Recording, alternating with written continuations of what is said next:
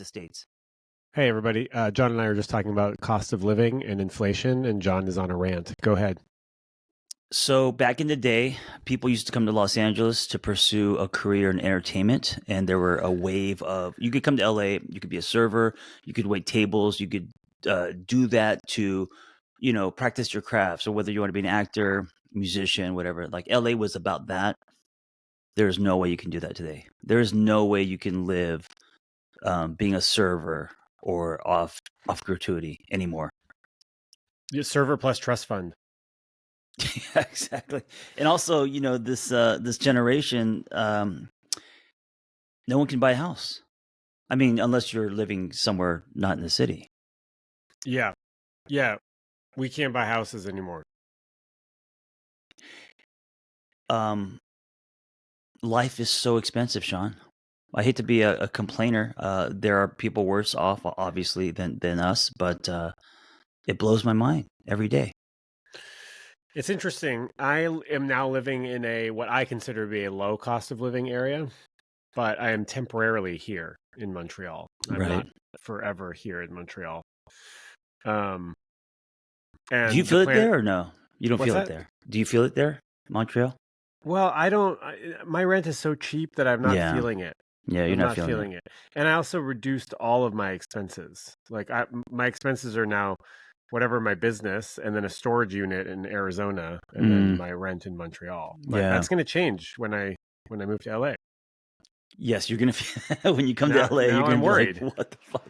You're gonna be like $100 for lunch, and rent is $3,000, and like, how are people doing it? Yeah. Well, I think we got to eat. I mean, I hate to say it, but eating out is a mega huge expense. Yeah, that's one of my. We eat out a lot, but man, that's like the. God, when you're a parent, it's like, what else do you do? There's hey, funny story. There's a place called Angeles Crest here. It's up in the hills. It's about 15 minutes away. And someone said the new thing to do is for parents to go up there at night because they can't afford a hotel. They can't afford to go out to eat. And they just go up there in a minivans, park, and have sex. So there's like a line of cars at Angeles Crest. Just desperate parents trying to make love.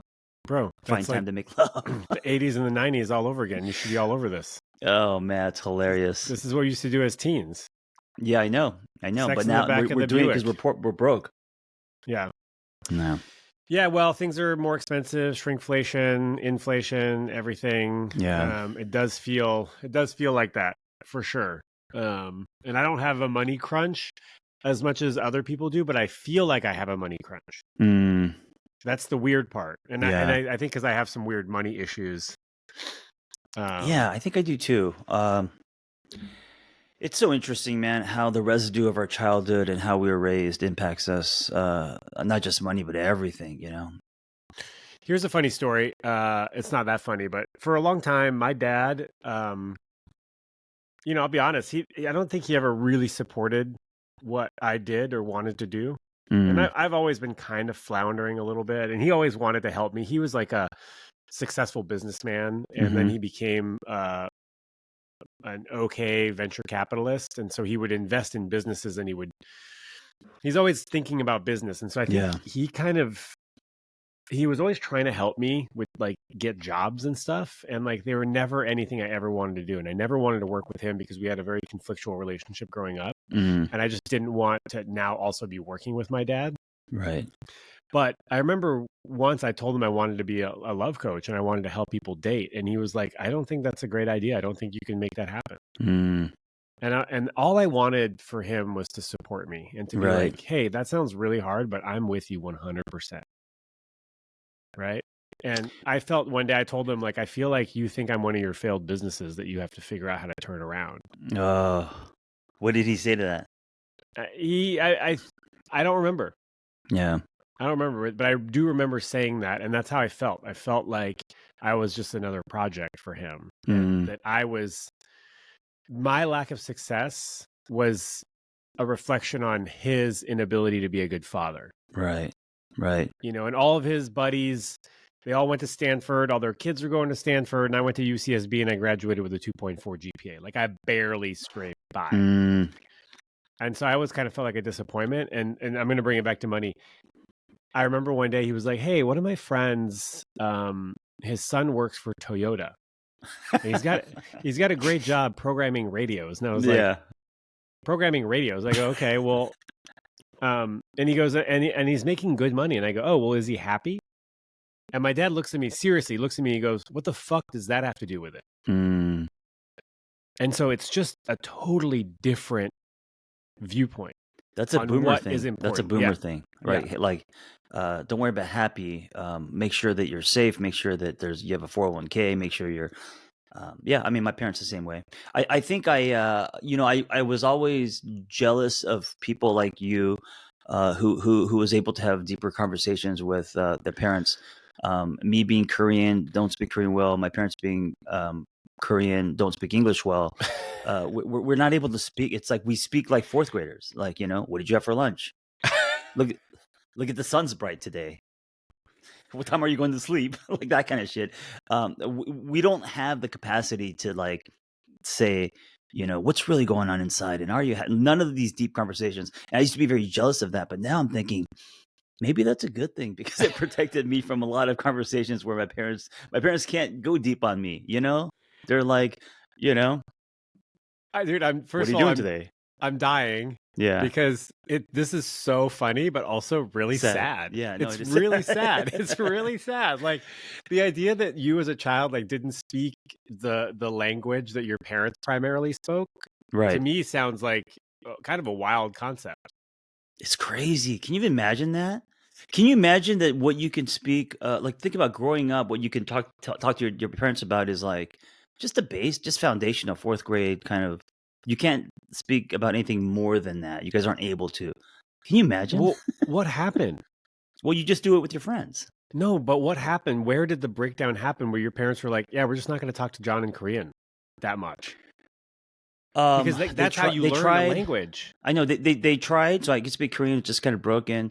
They tried to enroll us in Korean school, and at that time, my brother and I we were already like 13, 14. We're like, we're not going to Korean school. And then they never went to English school, so they could only speak from just street level, whatever they picked up on the streets. Yeah, So yeah, you're yeah, not yeah. going to get anything deep. You're not going to get deeper Yeah. conversations with that kind of vocabulary. So that's it, man. What do you That's want for dinner? that's wild, dude. It's wild because what time how old were you when you moved to from Korea to the States? I was three and a Because half. I feel like even if you got no schooling, if you got two parents that are engaged, Yeah. they can teach you Korean or whatever their language is all the Well, way. they were never home, Yeah, right, so right. That's it what was I'm only like on saying. the weekends. Yeah, yeah, yeah, Totally. Yeah, you're getting yeah. like nights and weekends. You're getting Yes, ESL classes from your fucking yes, parents. yes. That's exactly right. Um, so the only deep conversations I could have about feelings and shit was with my friends, right? And so, um, yeah, isn't that weird? I think it's normal because I don't know anything else. But all the people around me are like, what the fuck? I can't even imagine that. It is weird. Yeah. Yeah, I want to yeah. say that explains a lot of things about you. What does that mean, Sean? Nothing. It's just a bad I joke. gave Sean a stink eye. It probably does, absolutely. I'm sure it does, and again, I don't know how, but I'm sure all of this manifests, all of our stories, um, you know, they have an impact on us for sure. Well, you have an excuse for why you didn't have a close relationship with your parents. Yeah, A lot, yeah, I literally couldn't. yeah, a lot of a lot of people didn't have a close relationship with their parents because their parents didn't want to or didn't. Yeah, So yeah. that's like another story that people are walking around with. Like, my parents didn't love me. They didn't actually want to go deeper or teach me how to navigate an emotional landscape or all that stuff. Or they had really close relationships with their parents where they were almost like best friends and they were so close it was enmeshed and it was more like not your mom or dad but your sister, brother, friend kind of thing, and that's complicated. Yeah. Or they had a Yeah. fucking perfect childhood, like you see on TV sometimes, or like some of your friends. You're like, how do you guys have such a beautiful, amazing, Yeah. open, loving childhood? And I think some Yeah. people also had that. Rare, but yeah. Yeah. You think rare? I think it's rare. I don't know many who come from like a me. And if they say they do, I'm always like, okay, tell me more. I'll bet you there's something. There's a dead body in your house somewhere, man. Totally. Yeah, your dad Yeah. was a secret cocaine Yeah. addict or Yeah. something. Yeah. Okay, so we wanted to start with how can we do better? One thing we can do better. I want you to start because I have a big problem that I need to share with you. Oh shit. This is Yeah. dramatic. Yeah. Wow. 10 So, minutes in. 10 yeah, minutes go. in, Shaun dropping bombs. I this is fresh. This just happened 10 minutes ago. I realized that when my partner runs ideas by me or she wants to do something, I tend to push back. Not on purpose. It's almost a knee jerk. Like, oh, wait, what if we did it this way? You know, I tend to correct, adjust instead of just fully accept. And it's funny because you were just talking about you're saying to your dad, I wish you would have just support, accept me, not like here's something that can be better or question, you know, you being a love coach or whatever. Just first accept you, you know, and that's something I can do better. And so this morning, she had an idea for something, and I started to be like, well, what if we did this, or what if you did? And I shut up. And I was like, let's do it. Let's do it. I just said, yeah, sure, let's do it. So that's something I need to work What on. was the idea? It's social media stuff. We have to turn in videos for a sponsor. Oh, okay. And she had some ideas that I didn't want. You know, I was going to questioning, but I was like, why question? Just do it. Well, yeah, I think that's great. Is that part of that is what's the knee jerk reaction there? Is it because you want to control? Is it because you think you have a better idea? Is it, like, Yeah, what, I think why is it there? I think on the surface, it's me coming in. I mean, I'm an Aries. I'm a fire sign. Kind of kicking doors and say, okay, here's a better way to do it. Genuinely believing that, and then on a deeper level, maybe it has to do with control or other relationship dynamics I'm not really aware of consciously. You know. Yeah. Oh man, it's so I'm just now starting to question all of the relationship dynamics or the Mm. blind spots that I have that I'm not aware of and how Oh, you're like playing back old relationships. No, I'm playing back current relationships and Mm. figuring out why am I attracted to this and what's my role in all this. But not to detract from your thing, I think that's a really good one. Is to just like trust Vanessa. Yeah. Just say yes. Just say yes. Also, Yeah. it's less work to just say yes. Yeah. Yeah. And also, you could be wrong. See what happens. Go with it, you know? It's a learning experience. Yeah. Then you can say I told you so. Exactly. Then you can say, I told you. Yes. Or I was going to say something, but I didn't because I wanted to see if your idea was going to work, and it didn't. So, anyways, let's go Yeah, my way. because because I told you so. It's a bigger prize. You know, it's like the big stuffed animal. It's like you're trading in the little stuffed animals for the fucking giant one that you get to take home. We're kidding, everybody. We're kidding. We can do better, Sean. Our I jokes think can that's be better. good. I think that's good. Yeah. Trust people. Trust Vanessa. Too many cooks. Like we don't need one more. It's like when someone's cooking and you come in and you like fucking start stirring the onions. Yeah, or you're like, hey, why don't we do this? Yeah, you're right. It's like someone creating something and you kind of interject without permission. Now, if they say, hey, I have a question for you, can you help me with this? But without that question, you just barge in and you kind of like, you know, fuck with someone's process. This is good. This is like good actionable things. Yeah. Finally. How many episodes are we in? 11. 11. Hey, it's coming. It's coming. Yeah, slow. Yeah. I think slow and steady wins the race anyways. Yeah. That's what she said. So, oh man. I'm a Okay, here we dad. go. I'm a Dude, dad, you dude. ready? I'm 51. Dude, Sorry. we got to retire it. I was waiting. Oh, yeah, I'm no. sorry. Yeah. No, dude. Sean, look, man, John, I got like 3 jokes. Dude, John. I need that. I need that's what she said. I mean, listen, I'll be honest with you. No one laughs. No one laughs anymore. Because I do it at the gym. I do it on text threads, and everyone just rolls their eyes. It's not funny. I get it, but dude, John, God, I've been sitting on this for 3 episodes. Oh, you've been sitting on this? I've been waiting. Oh yeah. Oh, you've been waiting for me to do one. Yes, so I didn't want to bring it up because people are like, give John a break. He can't handle so much criticism or feedback. So I was like, all right, I'm going to give him a break. But if it comes back up. Have I been? How many? That's what she said. Jokes have I done since? Probably like 6 or 7. Oh, that many? I think so. Yeah, I mean, it's. Listen, I never get a laugh. I know they're ridiculous. There's something about it that it's just silly. It makes me feel. But yeah, I think you're right, man. I think we got to retire. I mean, if no one's laughing, why am I? What's the point, right? I don't know. You tell me. What's going on there? It's so easy. It's so easy. I have said some really clever ones, but most of them are slow and steady. They're very predictable. It's knee jerk. It's knee jerk, man. It's knee jerk. It's knee jerk. There's no effort. I gotta, we can do better with. I can do better with humor. I gotta try harder. I can't recycle jokes, man. It's low hanging fruit. And then you know what I do? I give the excuse that I'm old, or I give the excuse that I'm a dad. Yeah. And I can do better than that.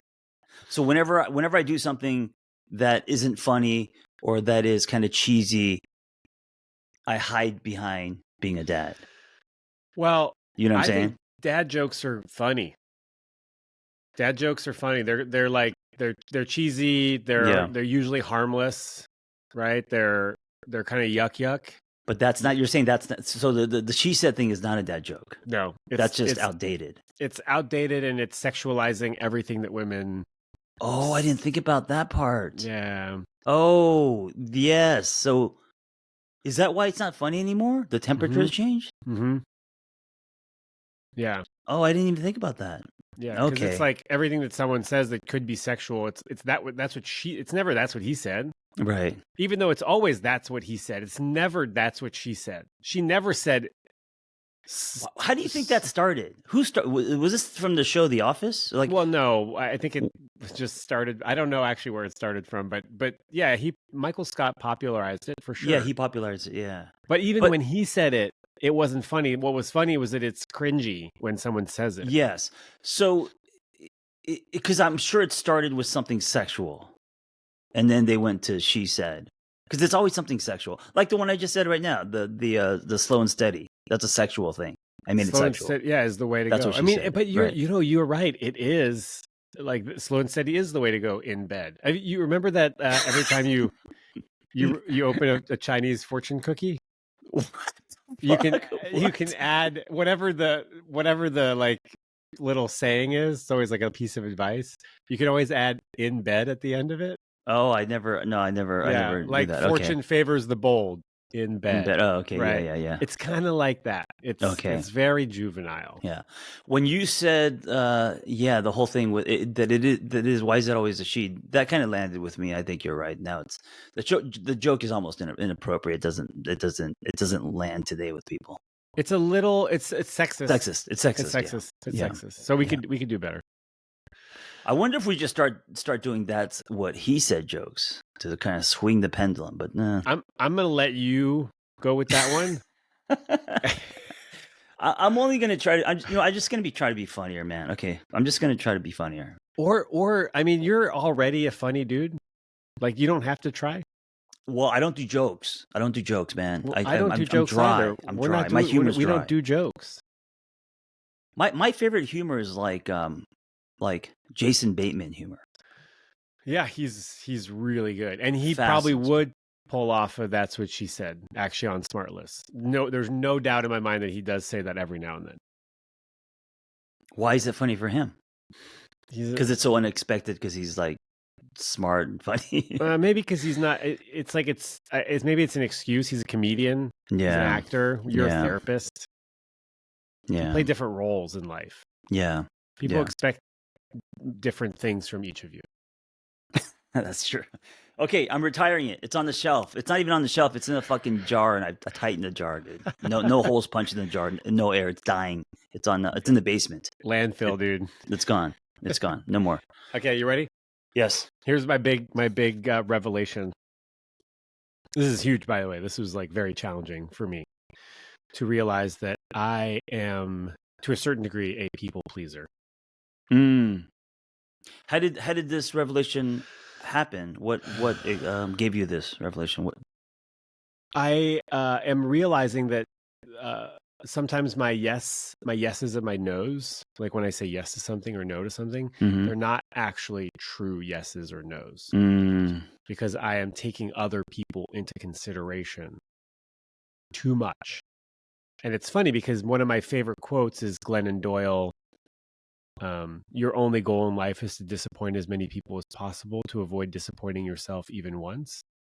Wow. And I teach this stuff in my Yeah. communication, my healthy communication courses, emotional availability, all this stuff. And then I find myself really being scared of being fully honest with my Mm. truth, because I fear either hurting other people, Mm-hmm. disappointing other people, or rejecting other people to the point where they then reject me. Mm. And so like an example is that someone asked me if I wanted to go to lunch and I said, sure. And she was like, sure or yes? And I was like, actually, no. Right. Did you Like, say that? Actually, no? Or yes. oh my Yeah. Well, God. this was at the retreat. My friend Oh, was like, okay. do you want to have lunch with me? And I said, sure. And she goes, Oh, right. sure. The exercise. Yeah. No, this was just, we were just talking. Mm-hmm. And I said, actually, no, you're right. And she was like, good. I would rather you be a full yes. And if it's not that, just say no. It's okay. I'll be okay. Yeah. And I was overly concerned with her experience. And I find that Mm. I attune way more to people than I am attuning to myself. What was the reason you didn't want to have lunch with her? I was saturated, emotionally saturated. Oh, I had okay. no space. Yeah, Yeah, yeah, yeah. I had no space. Um, Wow. Well, thank you for saying that. Thank you for being vulnerable. As you were saying that, right when you finished the sentence that you tend to be a people pleaser, I was gonna say, Shaun, no, you're not. There was something in me that was going to try to protect you, and then I stopped myself because again, then I would be stripping your truth, and mm, that's surprising because I don't experience you that way. I experience you as someone who Shaun's pointing a finger gun at me. I experience you as someone who is pretty blunt, not blunt, but like says his truth, says no if he wants to, says yes if he want. Like, I didn't know that you please people, put people first. I don't Have a always pattern. do it. So with some people, I feel okay doing it. With other Yeah, people, I don't. And I yeah. need to figure out why. But also, I pointed at you because instead of saying, if someone is divulging something to you, and instead of saying, no, you're not, right? You could Mm-hmm. say what John said, which is, I don't experience you that way, which is a really Mm, beautiful tool. It's an yeah. amazing tool. Maybe instead of the gun, you could have given me a thumbs up because it was kind of confusing. He gave me like he was shooting me. Yeah. Boom. Yes. Boom. Wait, boom, you nailed it. Oh, okay. I get that's kind of that's a little sexier than this. Just I a don't little sexier. experience it that way is such a beautiful thing to say, Yeah. because Yeah. sometimes it's the reflection that you need. Because sometimes, like, maybe I'm being hard on myself, and I am, Right. I'm outing myself as a people pleaser, but really I have some tendencies, or in some scenarios, this is how I show up. And so it could be nice to have a reflection of someone saying, I don't experience you that. You know what? You know what I like about the I don't experience you that way. It's being respectful to your truth, but also me being honest with you how I experience you. Do you know what I'm Yeah. saying? Yeah. So if I say to you, "Oh no, you're not a people pleaser," I mean, then I'm taking your truth away. But then if I say nothing, then I'm kind of taking my truth away because I really don't experience you that way. So yeah, It's nice. It's also the opposite of gaslighting, right? Like I've been talking about, my thinning hair, and I go, yeah, I'm balding. And people are like, no, you're not. And it's like, right. well, what the fuck? Well, they're Yes, trying to I be am. kind. They're trying to be like they're trying to like protect you by saying that. Yeah, but it's so weird. Yeah. Like, it's my hair. Yeah. I spend Yeah. way more time looking at Yeah. it than you do. Yeah. Yeah. Yeah, so that's the realization. And I've had a few experiences this week where I feel a lot of anxiety over conversations that I'm not having or that I'm avoiding because of how Mm, uncomfortable they're going to be. And I've had those conversations recently, and they've gone really well. I've tried not to protect other people's feelings, and I've tried to be honest. And so I get more data then around how does it feel to be honest, even if I am going yeah. to hurt somebody. Yeah. But it's hard. It's hard to admit that I at 41 am still struggling with this stuff. Oh. Well, thank you. Thank you for being honest, man. Thank you for being vulnerable. I mean, I think we all I can't speak for all of us, but I mean, I struggle with it as well. Do you struggle with it more with people closer to you or more with like acquaintances, strangers? I It really depends. I guess if you're closer, I might struggle more. Like I had Mm, a friend coming to visit me for a week in Montreal, and I had to tell him that I wasn't going to have as much space for him as I was expecting that he was wanting to have. Mm-hmm. And it was really hard because he's actually not that great at, he like kind of makes me feel Take it bad, or personal. Yeah. he takes it Yeah. personally, and I really hate that.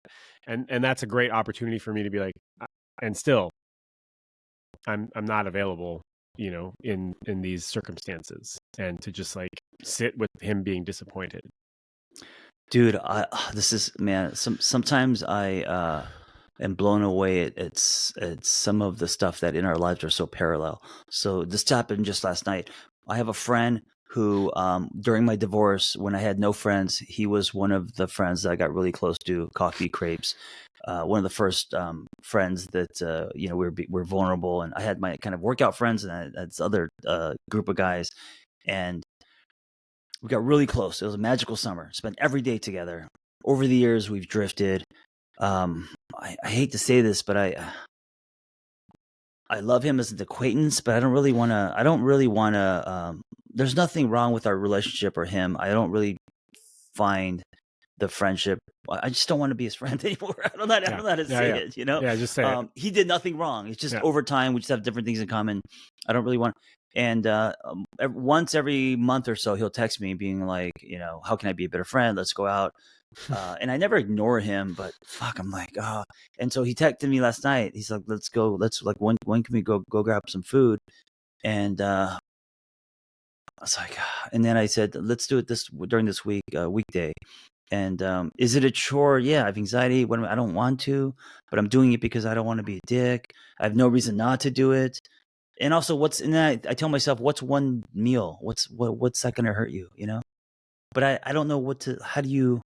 What do you say? Like, you know, I can't just. I don't want to just avoid him. You know? So. Yeah, well, I mean, this is fantastic. This is such a great topic. What did you Should just I say? send this episode to him? Should I just send? No, we can do better. We can do better. What did you just say? It doesn't cost me anything. Yeah, it doesn't cost me anything. It does cost you something. Mm. It costs you a lot. We're thinking about it. We're talking about it. Now we're making thousands of people listen to this story. It's costing you mental energy, anxiety in your body.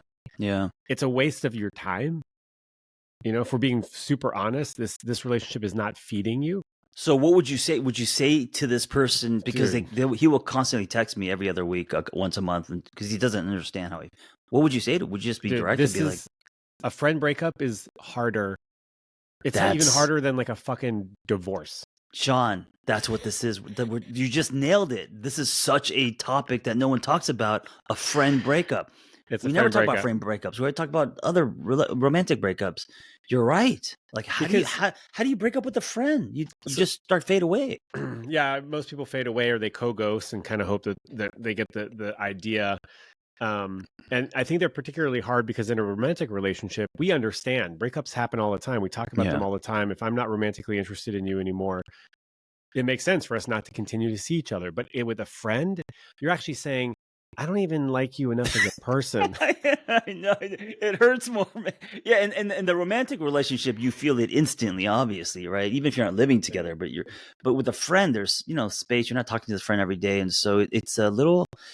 God, it can be it could come out of nowhere. It could be it can be taken very personally, like you said, because it's like, oh, why don't you want to be friends with me? Yeah. So I don't know. I mean, a thing that I've said, which is a bit. It's not a cop out, but it's something along the lines of, hey, I'm overwhelmed socially these days, and I don't have enough time to spend with my really close friends, and so I'm prioritizing people that are closer in my life. Well, I'm glad we're talking about this, Shaun, because I have something to tell you. Oh, fuck. Guys, it is going to be 12 episodes. Wait, can't we still do this without being friends? No, we can't. It would be weird. I said we could be partners.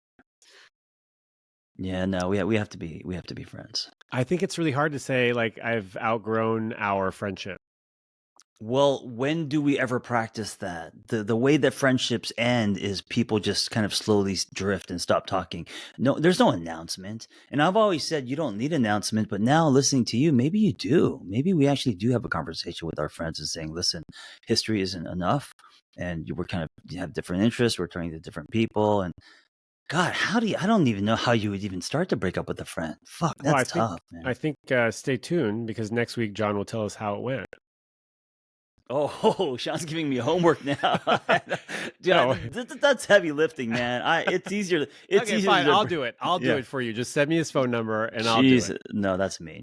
It's easier to break up with a romantic partner than a friend.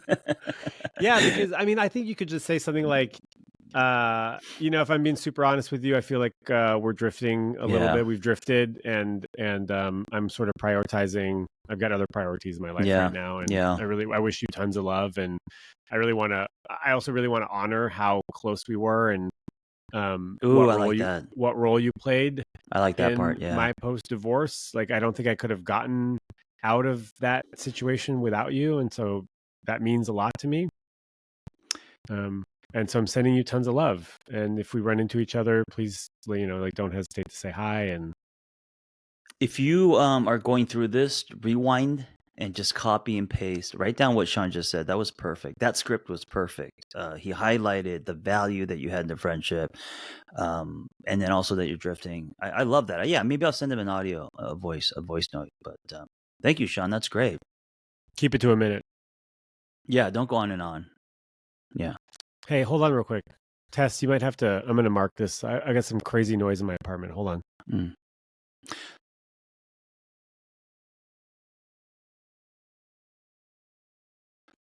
By the way, I can't hear anything. Riverside's really great at echo cancellation. All good. Tess, Yeah. You could just cut that out. But anyways. So yeah, All right. friend breakup, dude. That's tough.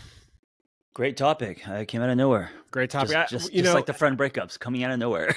Actually, yeah, exactly. Yeah, because I've been avoiding having this conversation for a year now. Hey, if you're listening to this, go to Instagram, go to the discussion post and talk. Like, let us know, how did you break up with your friend? How did that go? Were you someone who was broken up with? Yeah. Or leave us a voicemail. Yes. Leave us a voicemail. Right now is a good time to plug the voicemail. I don't know the number by heart, and so I'm pulling it up as we speak. 657-549-1001. Leave us a voicemail, 657-549-1001. Your questions, your comments, your feedback, your experience getting broken up with or breaking up as a friend. Or if you've had a couple glasses of wine and you want to say something just a little spontaneous, sexy, I like that. Dirty talk, leave it. Yeah. Leave it. Yeah. Oh, dirty. Yeah. So John really wants, we're going to do a whole episode on dirty talk. I can't wait. We're going to do one episode where people leave some dirty talk. Oh, it's going to be amazing, dude. And we're going to play it back. Sean, I mean, come on. That's good. That's radio level. Oh, do we want them to leave it to us? Like they're talking to us? We pick. Oh, no. I don't want. You don't have to be talking to us. You can talk about. I just want to hear something that I've never heard before on a podcast, which is recorded dirty talk. I want you guys talking about me and John. I want very personal fantasies. That's a little aggressive. Skin in the game, dude. Skin in the game. Okay, back to our podcast. And now what if we have 50 messages and it's all Sean? Not one John of dirty talk. I'll edit it so that it says that both. Hi, John, and then it'll and then it'll say, "Yeah, I love your shaved head." Right. From when you were a monk, dude. Yeah. Monk. Right. Hey, I heard from someone that they would love to see you with short hair. No, it's not gonna happen. It's not gonna. Okay, fair enough. But here's the thing. Hey, wait, you should be on my side because you're wearing a hat. I think you look great, but I know you're going to transition. You put a hat on. That's what I'm talking about. If I shave my head because other people think it looks good, I'm the one that has to sit in the mirror every day. I'm the one that's like, fuck, and have to feel insecure. So, yeah, I'm not falling for that trap. I'm growing my beard out a little bit to see what it does to the... Yeah. Yeah. You have a nice head. Sean, you have a nice head. You can do anything you want with your head. Yeah. What's weird about it is that it's gray on the sides. It's a halo. less gray on the top. And so it actually kind of looks like a power donut, but without it being a power donut. Oh God, you're a power donut and I'm an apple fritter. Okay, I have questions Yes. that we're gonna get to, but really quickly, I think we need to talk about this, and I think we're doing it already subtly. Hmm. I think we should be helping men more, Yeah, I and agree. that's kind of the point of this podcast, right? Yes. Okay.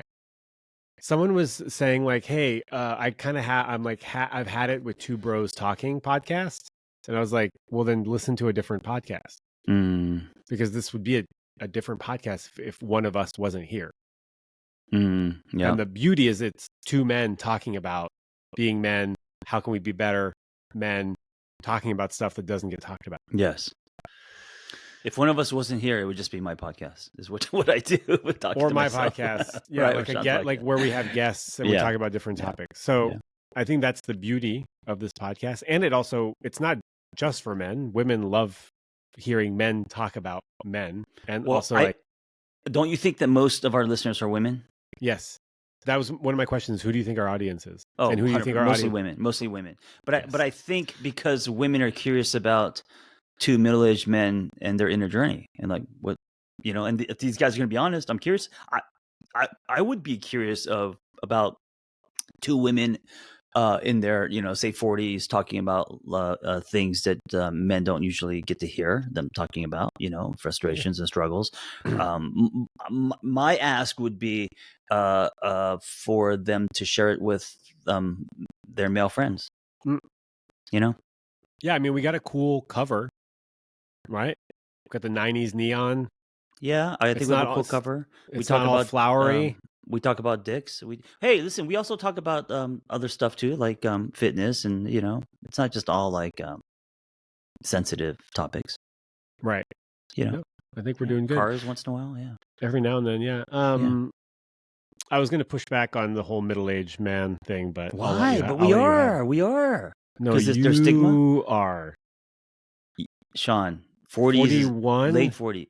Oh, you're 41? Yeah.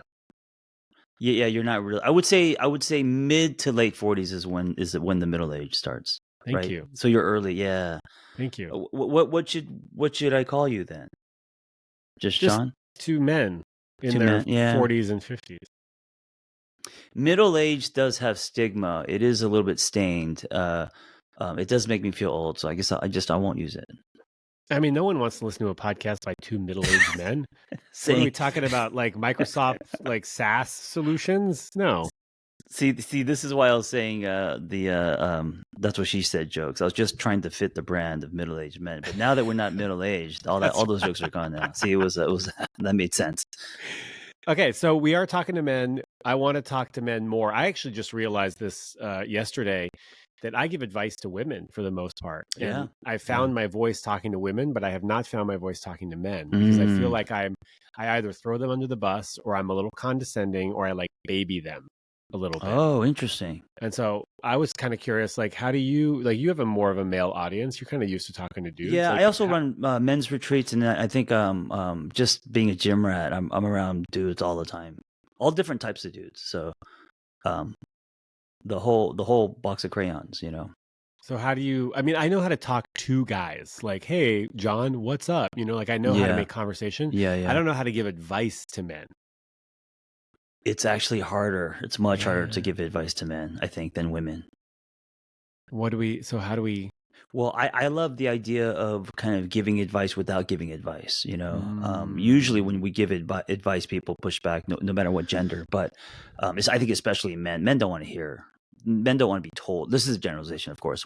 But I think men sharpen men. So I think men watch, observe. This is the whole Keanu Reeves thing I was telling you about. Like, he doesn't give advice; he lives his life a certain way. I absorb how he lives his life, and it's inspirational. So I think that's kind of how, men watch other men. I think men call each other out more so than women do. Like, men are pretty blunt. Like, hey, I found out hey, you shouldn't cheat on your partner or whatever it is. Like, I think we call each other out more. And of course it's a generalization, but I think women I don't know. I always do the whole cats and dogs thing. I think men are just sometimes just very simple, like dogs. You think men call each other out? I think if you're close, you do. Yeah. I I think really if think it if you don't know depends. each other well, we don't. We want to fight each other. It's actually really interesting. I was having dinner alone last week. I go to restaurants alone. You do Yeah. too, right? Yeah. Yeah, no big deal. And the people next to me were having this conversation. They were like in their mid-20s, late 20s, I think, and they were talking about couples cheating. Hmm. And the guy said, "Oh yeah, my male friends won't tell me if they're cheating because they know that I'm going to call them out on it." Yeah. And Yeah. so some people they're selective about who they share stuff with based on how much integrity they have. Right. So I think some men call each other out and other men protect each other and are going to Like lie a for each yeah, other. like a brotherhood kind of thing. Yeah, like a dirty brotherhood. I have friends that we don't spend every day together, but we're close. I call them porch swing friends. What I mean by that is we're gonna grow old together. We're You're gonna going to be on grow a old porch together. swing. I Yeah, knew what you meant. because you sometimes need the John Kim dictionary because you're like, what an exhaust pipe? What I the can fuck are you talking picture you guys growing old together. about? Yeah, Sean, you're gonna be a porch swing friend. My fingers are crossed. You're Me headed too. that way. Yeah, I mean, man, it's expensive porch swing. We're gonna look back and we're gonna be like, remember that podcast we did right before we were middle aged? Right before. Yeah. Before we got huge. um, I do have some friends that yeah, if I see something in that, like if they're making wrong choices, if they're doing things I think where they're harming them, if I see them going down a dark path, um I'll take them out to dinner and be like, dude, what's Mm. going on? What are you doing? Like, I will call them out. uh I don't know. I don't know if I would do that with my female friends, but with my guy friends I have no problem doing that. Mm. Yeah, and most of them appreciate it. Most of them are not defensive about it. Because I don't like come at them. Yeah, I'm trying to think about whether I do that. Hey, speaking of, I got a great question for us. Yes, let's do it. All right, you ready? Yeah. Boom. Hey guys, it's Lily from Santa Barbara, 48 years old. At what age do men give up on the bros before hoes? Because I've been dating this guy for like a week and a half, and he got mad at me because I wanted him to spend time with me instead of watching that soccer game with his friends. And so we basically stopped talking because I didn't understand the bros before hoes thing. I mean, who doesn't have guy friends that are like, hey, you seem interested in this girl. You can watch the World Cup later. We can hang out later. Prioritize the love in your life. No, that's not happening. Okay. Love you guys. Bye. Another thing we can retire: bros Yeah, before hoes. That's an obvious one. I'll let her know. Yeah, that's 90s. What do you think about that question? I don't think it's a gender thing. I think I hate to say. Speaking of 90s, I don't think he's that into her. Remember that whole thing? He's just not that into you. Yeah. I feel like if he was into her, if he made a commitment with his male friends and he had to go, he would say, "Hey, I have to go to this. I really want to spend time with you. Let me make it up to you." Or he wouldn't just go and be like, "All right, it's over," kind of thing. Like bros before hoes. Like it doesn't sound like to me that he's that into her. That's so funny that you would look at it that way. I think it's important for us to not drop our friends as soon as we meet someone. I think you're right. He might not be into her, Yeah. but also we don't know that. It's the world. Like she's saying that he decided to watch the World Cup with his friends Yeah. rather than hang out with her, and she was like, "Oh, your friends should just say like, oh, you could watch it later." First of all, you can't watch the World Cup later with your She's taking it friends. personally. Yeah. They're all watching it. It's like this is the day that the World Cup happens. And sometimes like watching a thing with your buddies is so fun. And I would rather do that than go on a date. Also, if that was planned, you can't expect him to cancel. And she was like, he wants to watch the World Cup rather than spend time with me. No, it could be both. He just can't do both at the same time. Yeah, she's using it as a way to measure his love for her or his desire for her, which isn't fair because it's an event. And she's been dating him for a week and a half. That's not, first of all, dating. That's like you've been on a date or 2 dates max. And now you're wanting to prioritize spending time with you rather than with your homies? Yeah. I think both are happening. I mean, what I know about men, a generalization again, is when we're into someone, if we can't make it, we'll at least explain and make sure things are cool. We're not just going to be like, oh, see ya. And we're going to make time. We're going to say, look, I can't see you because it's the World Cup. Yeah, but we can do that. Yeah. Let's do it after, or let's do it the next day. Right. They're going to make it. I guess this is also kind of like a little bit of a tangent, but a lot of people like get really triggered when someone bails on a date. Yes. They internalize. They internalize it. They make it personal. Yeah. And it's okay to feel that. And then that raises a bunch of questions. Are they into me? They're into you if they make it up to you. If they say, hey, I'm really I like that. Yeah. Otherwise, they're not into it. Yeah. If they cancel without rescheduling it, they're most likely not into it. And to be fair to her, because it's early, and you know, a week or two in, we're still wondering. It's also, you know, lots of sparks, and it's you know, it's fresh, it's exciting, and also we're very vulnerable. So I get it that you may feel unchosen because he decided to watch soccer with his boys. You know. Yeah. That feeling's valid is what I'm saying. Oh, that's nice. Yeah. You're validating. Validate. Yeah. So bros before hoes. Retired. In the other jar next to the "that's what she said" jokes in the basement. Retired, yeah, retired. But also, I guess, is it a mentality? I guess I think it's a pretty juvenile, immature perspective to have. Is that like my male friends come before female partnership or just love at all costs? Yeah, it definitely came from the locker room. This you know, we got each other's backs. They're secondary. We have to take care of each other's, you know, yeah, they're less than kind of thing. Semper Fi. Yeah. Semper Fi. Female, you know what's also women funny? are the enemy. The dudes that say bros before hoes are the first dudes that actually don't back it and will, you know, not go out with their bros because they're scared to lose their partner. To go or to go get laid. Yeah. Bros before hoes, unless I'm getting laid. Yeah, except me. Yeah, not it. That's funny. Not it. Not it. Okay. All right, we got another one. Yep. You ready? Yep.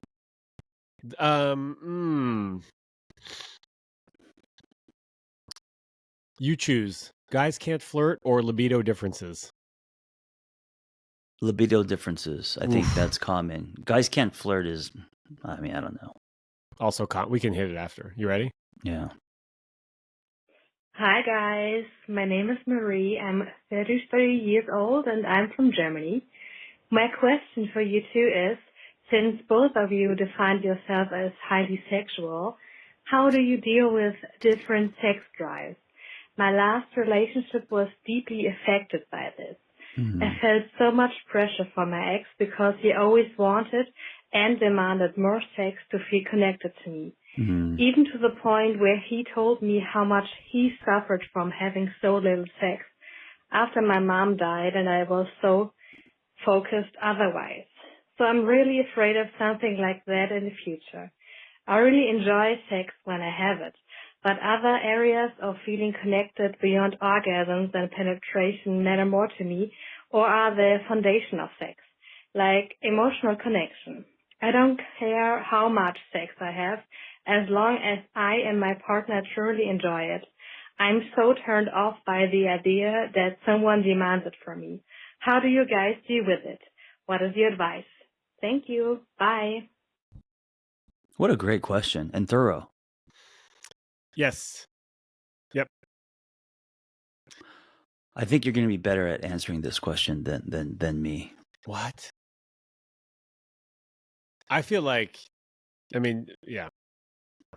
It's weird. I have to take off the professional hat, or no, I got to put on my professional hat because, you know, I'm also a person, and I don't want to sway based on, you know, John Kim lenses. I want to be more neutral about it.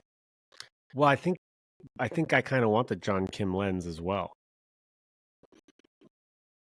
All right. But I can go first. Yes. I have a lot of thoughts about this. First of all, if your partner is grieving, it's going to affect their libido. It's an asshole dick move. Sorry, I'm sorry. Agreed. I'm taking those words back because they're gendered. Asshole dick. The Asshole dick part. Why is dick negative? And pussy also has a negative connotation as being like weak-willed. Geez. I was talking to my friends about this. It's a shitty move to expect that your partner isn't going to have some effect in their libido if they're grieving the death of somebody important. It's super selfish. It's very self-centered. I hate it.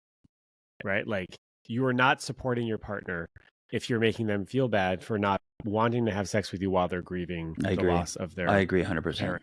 Yeah. Number one. Number two, some men seek closeness through sex because sex is a gateway to feeling intimately connection, because they struggle connecting in other ways that women are better at, like emotionally. Right. And she even said, I want more than just sexual connection. There's more to it than orgasms and penetration. Right. Like massages, bubble bath, like spending 2 hours or an hour in the bath with your lover, just being playful and sexy and sensual can be very intimate and can lead to a lot of closeness. Right. And these are activities that like maybe men aren't prioritizing enough and they just sort of want to do the wham bam. Thank you, ma'am. So that's my level one thoughts. We can progressively go lower and lower. Wow. How many levels do you have? I know. I think for me, so some of my struggles and things I'm looking at currently is where's the line between respecting one's space and respecting the way that they want to connect, and you fulfilling your life force, like being like not shaming yourself for being sexual.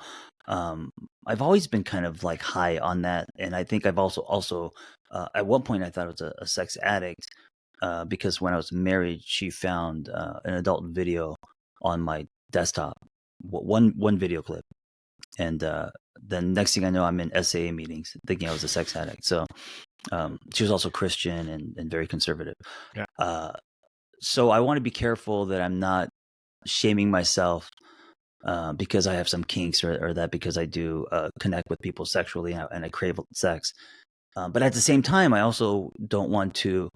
I want to look at it. I want to make sure that it is not a way of numbing, running, hiding. That it is not an addiction, and it is something that I'm not abusing, right? So I mean it's something that I'm in that journey, But then some things I've learned is like with the grief, women who have had babies, it's not fair because they're changing and their relationship with their bodies are changing, and men don't have babies, so we don't know.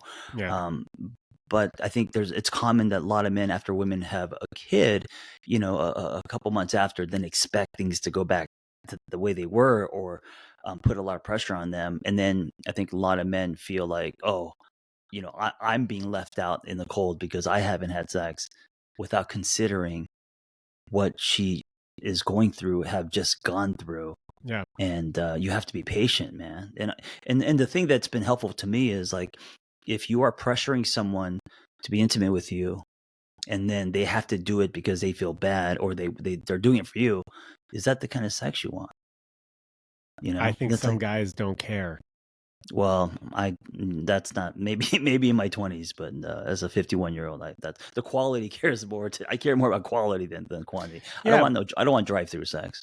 Yeah, but I think some guys would be I think some guys would be super happy with drive-through sex. Actually, they prefer it because it means they don't have to do fuck all to please them. It's just it's convenient. It's convenient, and they get their fill, and then they can move on to watching the Bulls. Or it isn't good for the relationship, meaning it's fast food. It's not. There isn't nutrients. You're definitely not eating vegetables. It's processed. Yeah, every now and then a little quickie by Oh, that's fun. Yeah, that's Mickey spontaneous and D's, fun. little That's Mickey different. D's every now and then is fine. Fuck it, Some chicken Fridays. nuggets. Am I right? Yeah, little fuck chicken it. nuggies. A Big Mac once a month is good. Yeah. It's not even that big though. Yeah. Oh man, I was gonna say something, Sean. I was so close to saying it, but I bit my tongue. Yeah, it's not even that big. It was. I was gonna. You know It what just. happens? Oh, It totally ruins the flow. because it's like a speed bump. Yeah, because you Yeah. could be like, you know what? I remember the Big Mac being like the fucking king of burgers when I was a kid. And I had one a couple years ago and it was so fucking disappointing. It's just small and sad. Right. But then when you hit the that's what she said, boom, it's gone. The whole thing's gone. I didn't do it. You're great, dude. I had like 2 opportunities so far in the last 10 minutes. I didn't do it. John, Anyway, let me yes. give you a compliment real quick.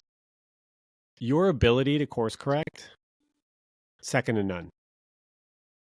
Oh. Your ability to take feedback, consider it, see why it's being given to you, and then act on it and stick to it. Amazing. Wow. Really, Thank really you. nice. Thank you. I appreciate that. Yeah. It's a delight to have these conversations with you. Oh, thanks, Sean. Yeah. That means a lot. Thank you. I'm not going to say any buts or try to make jokes. I'm just going to, my work is to accept more compliments. So thank you. Yeah, me too. Yeah. You're welcome. It's my pleasure. So libido differences. Yeah. Patience. Curiosity. Right? How are you experiencing this libido difference in your relationship? Are you talking about it? Or are you kind of like the dude makes a pass or initiates, the woman declines, there's resentment, but we're not talking about it? Yeah. Or do we have a conversation and say, hey, look, like I'd love to talk about our sex life. I get the impression that you want it more. I want it less. Here's where I'm coming from. I'd love to understand where you're coming from, what it means to you. What does sex mean to you? What does it mean for us to have sex? Right. And then maybe I can share what it means for me to have sex and what could be a nice alternative to sex as well. So that she doesn't feel like she's just a validation machine. I think, I hate to say just men, but I think where we can do better is men need to talk about sex more instead of, and myself included, instead of demanding it or instead of just wanting it, actually talk about it. Talk about what turns you on. Talk about, what it's like for you. Just open conversation often. And I want to say that this is very hard to do. If you don't have, if you're not in the habit of doing it, it's hard to do and it's a little awkward. Yeah, because when we don't do it, we don't have practice. When do we talk about sex? Our parents didn't talk to us about sex. No. And I think for women, I think women need to talk about what they like and don't like, because our society has conditioned women. I mean, just look at porn, to perform or to please men. So to express, hey, this feels good. Actually, I never liked when you did this. I don't like, and again, just talking about it, understanding, exploring, then people feel more safe. And then more sex will happen. The quality of sex will go up. Yeah.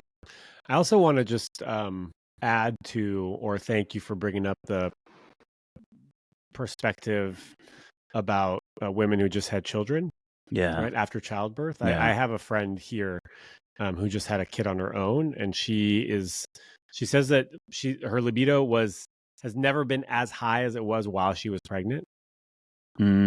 And then it hasn't been as low or non-existent as after having her kid.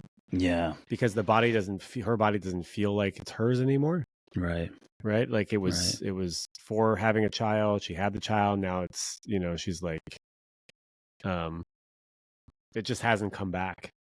And she's not shaming herself. And she also doesn't have a partner. She had the kid on her own. So she doesn't have a partner that's like asking for it or trying to turn her on or whatever. But I think it's a very common experience for women to like have to find their sexuality back after having a kid. Yeah. It's something that people don't talk about. It's something that I think we minimize.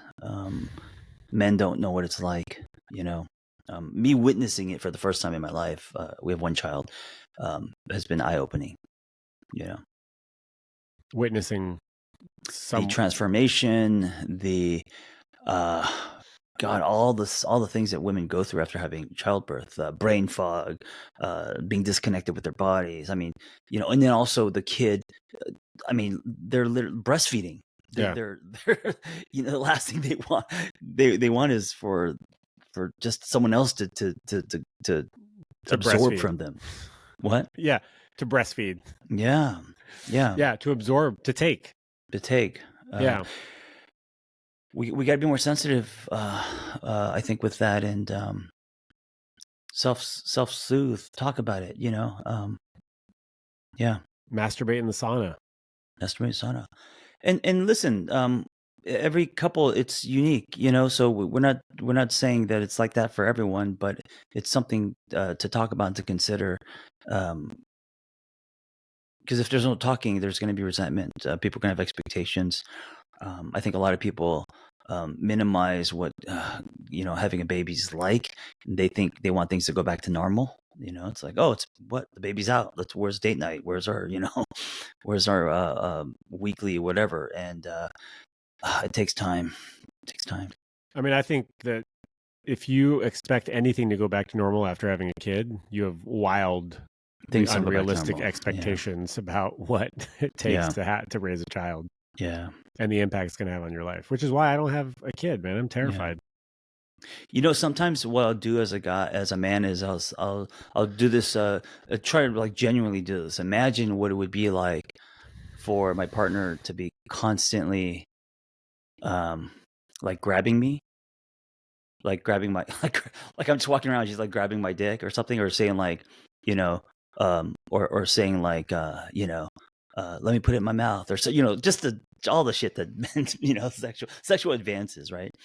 And of course, there's a part of me that's like, oh, that's kind of hot. But imagine that constantly, and then imagine living in a world where when I go outside, I'm also feeling unsafe, and there's strangers looking at my butt or rubbing against me, and then I come home, and then my husband or boyfriend's like, we haven't had sex today. Let's, or can I stick it in, or whatever graphic stuff. And then pouting because I don't feel like having sex. Yeah. And then, so like the constant, I can imagine that really helps me. Because if I imagine living in that kind of world, then I'm like, oh, fuck, there's nowhere to run. Yeah. I'm just going to go in the basement and lock myself in a, room. Well, and if you have a kid, then you've got a kid grabbing at all your parts. Yeah. Going, mommy. It's very hard to feel sexy.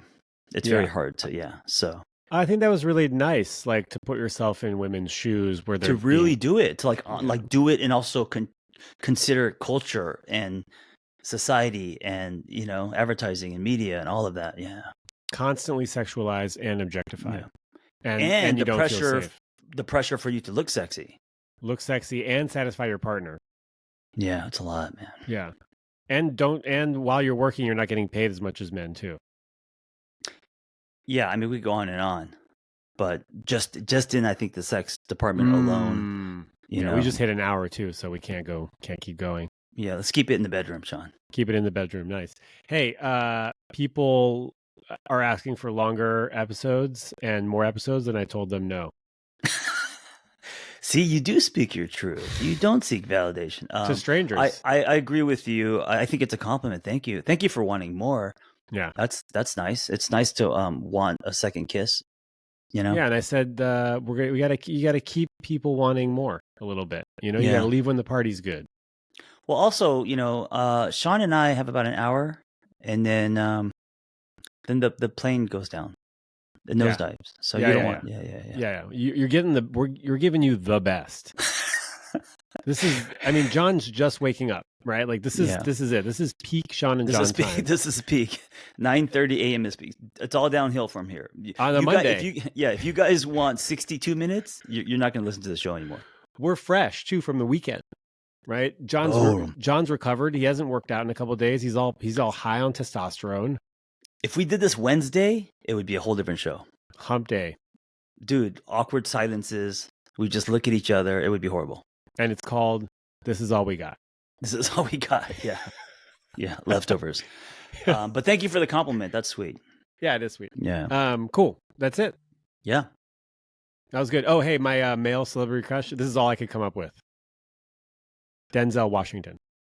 Oh, I didn't expect that. Wait, why? Wait. So first of all, can I just say, because the Keanu Reeves thing, I think it got a little when Shaun said a male celebrity crush, I didn't go to this is some guy I want to have sex with. It was some guy I like something about him, his story, the way that he shows up in the world, and I just thought of Keanu Reeves. So with Denzel, is that someone that you actually are sexually attracted to, or is it like you like his energy? What is it? What's the crush? No, I like his energy. You know, Yeah. he's got some daddy energy. I mean, Yeah, at this point, it's more masculine. like granddaddy energy. Granddaddy. Very masculine, Yeah. quiet strength. Yeah. Like you know what's up just by his stare. That kind of strength, right? You don't fuck with Denzel, dude. Yeah. You don't fuck with Denzel. I think maybe he's like I'd want to be more like Denzel a little bit. Yeah. Quiet I don't want to have strength. sex with him. It's not. It's not that kind of crush. Yeah. But also, I like him in his movies. Good acting. Wow, I didn't expect that. Good to know. Curveball. I love it. Yeah. Curveball on a Monday. Makes sense. All right, everyone. Thank you for listening, and call us. Please call us. Call us at 657-549-1001. Also, leave a review. I love them. It's my second favorite part of the day. Yeah. First favorite part of the day or of the week, talking to John for an hour. Second favorite, reading your reviews. Yes, we actually read them. And so you guys have been so generous leaving reviews. Thank you so much. We're almost up to 300. Is that true? Yeah. Nice. 280 or high twos. I mean, for the amount of episodes we have, that's amazing. I think that's amazing. We're crushing. We're almost at Smartless levels. I wouldn't say that. I don't know if we're definitely not there, but we want to be there. I feel like you and I want to do a Smartless type show. Shaun, we're dreamers. We're dreamers. And so that's why. We're big. No limit, man. 275. You're right. 275. Dude, we only have, 11 episodes? 4.9 still. Shaun, I've been doing my podcast for like 15 years. 3 times a week. 800 or 700 episodes, and I'm only at 1,000 reviews. You don't ask for them. I just think, if people give reviews if they want to and they're moved by it. And I'm not shitting on myself. I'm using that as a marker to show you how fast this one's growing. I'm just saying it's just data. I'm not saying that my podcast sucks. I'm just saying this one is exponentially growing faster. Yeah.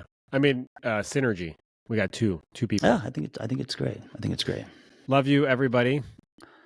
Thank you for listening. Be well. Have a beautiful week.